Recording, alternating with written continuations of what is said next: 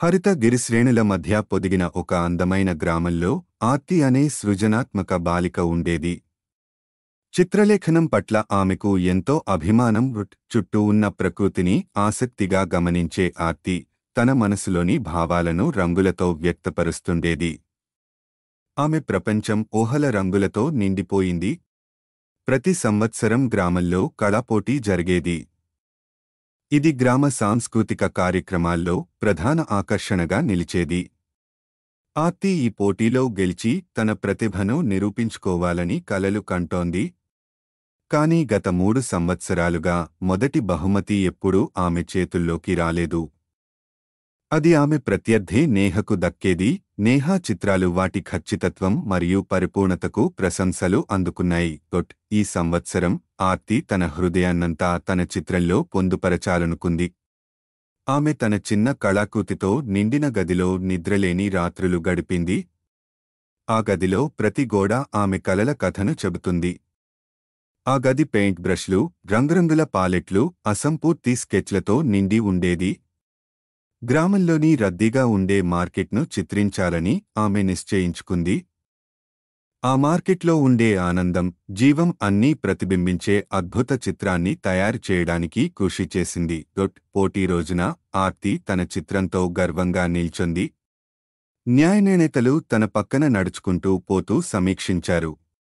ఫలితాలు ప్రకటించబోతున్నప్పుడు ఆమె గుండె జోరుగా కొట్టుకుంది.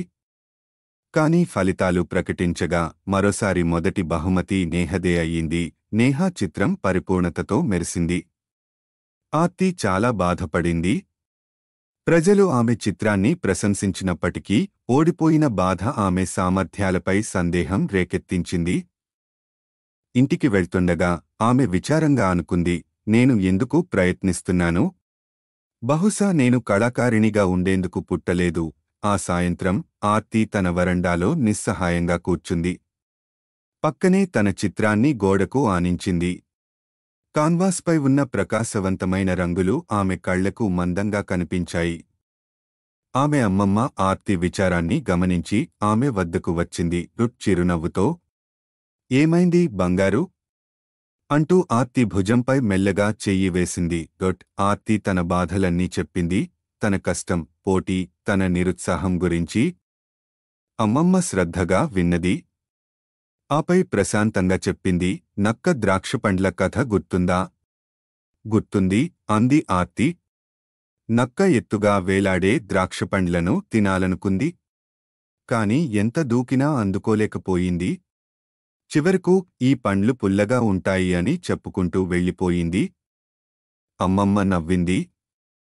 అలాగే నక్క త్వరగా వదిలేసింది. కాని మరొక మార్గాన్ని ప్రయత్నించినట్లయితే, ఒక నిచ్చెన కనుగొనడం లేదా సహాయం కోరితే అంది. ఏదైనా అందుకోలేనట్టు అనిపించినప్పుడు దాన్ని సాధించడం కోసం ప్రయత్నించడం మానేయకూడదు.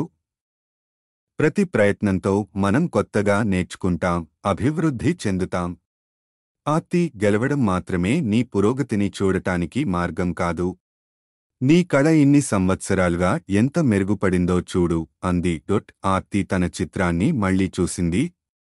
అమ్మమ్మ మాటలు ఆమె మనసులో ఆశను నింపాయి. మరుసటి సంవత్సరం ఆర్తి తన దృక్పథాన్ని మార్చుకుంది. గెలుపు గురించి ఆందోళన చెందకుండా తన కళను ఆస్వాదించడంపై దృష్టి పెట్టింది. ఆమె తన రోజులను కొత్త ఆలోచనలను అన్వేషించడం, రంగులతో ప్రయోగాలు చేయడం, ప్రేరణ కోసం కళా ప్రదర్శనలను సందర్శించడంతో గడిపింది. ఆమె తన గురువు వద్ద కూడా మార్గదర్శకత్వం కోరింది. ఆయన ధైర్యంగా, సృజనాత్మకమైన పద్ధతులను ప్రయత్నించమని ఆమెను ప్రోత్సహించారు. పోటీ మళ్లీ వచ్చినప్పుడు ఆర్తి గ్రామంపై అద్భుతమైన సూర్యోదయాన్ని చిత్రించింది. వెచ్చని రంగులను, మృదువైన నీడలను కలిపి కొత్త రోజు అందాన్ని ఆమె చిత్రంలో పొందుపరచింది. పోటీ రోజున ఆర్తి తన చిత్రం దగ్గర నిలబడింది. గుండె జోరుగా కొట్టుకున్నప్పటికీ గతంలోలాంటి ఆందోళన లేకుండా ప్రశాంతంగా ఉంది. ఫలితాలు ప్రకటించినప్పుడు ఆర్తి మొదటి బహుమతిని గెలవలేదు. కాని ఏదో మాయాజాలం జరిగింది. గ్రామస్థులు ఆమె వద్దకు వచ్చి ఆమె కళను హృదయపూర్వకంగా ప్రశంసించారు. ఇది నీ అత్యుత్తమ కళాఖండం. అని వారు పేర్కొనడంతో ఆర్తి గర్వంతో ఆనందంతో వెలిగిపోయింది.